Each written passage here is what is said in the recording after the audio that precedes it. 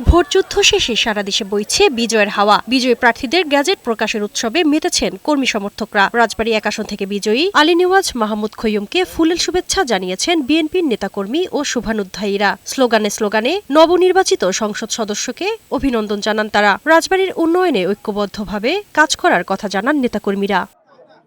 খাগড়াছড়ির নবনির্বাচিত সংসদ সদস্য ওয়াদুদ ভুইয়া দলীয় নেতাকর্মীদের সংযম প্রদর্শন ও সম্প্রীতির বার্তা দিয়েছেন। তিনি বলেন, নেতাকর্মীদের অক্লান্ত পরিশ্রম আর জনগণের ভালোবাসায় তারই জয়। দারিদ্রতা বিমোচন এবং স্থায়ী শান্তি এবং টেকসই শান্তি প্রতিষ্ঠা করাটা আমার মূল স্বপ্ন।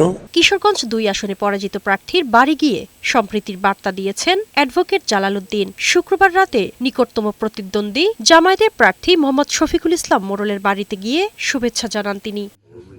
পিরোজপুর ১ আসনে নিকটতম প্রতিদ্বন্দ্বী বিএনপির প্রার্থী অধ্যক্ষ আলমগীর হোসেনের বাসায় গিয়ে সাক্ষাৎ করেন জামায়াতের সদ্য নির্বাচিত সংসদ সদস্য মাসুদ সাইদি। এ সময় ঐক্যবদ্ধভাবে পিরোজপুরের উন্নয়নে কাজ করার আশা প্রকাশ করেন তিনি।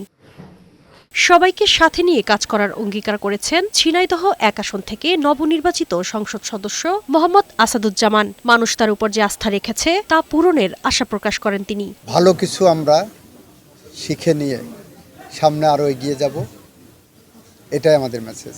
শারমিন রিমি, বৈশাখী সংবাদ।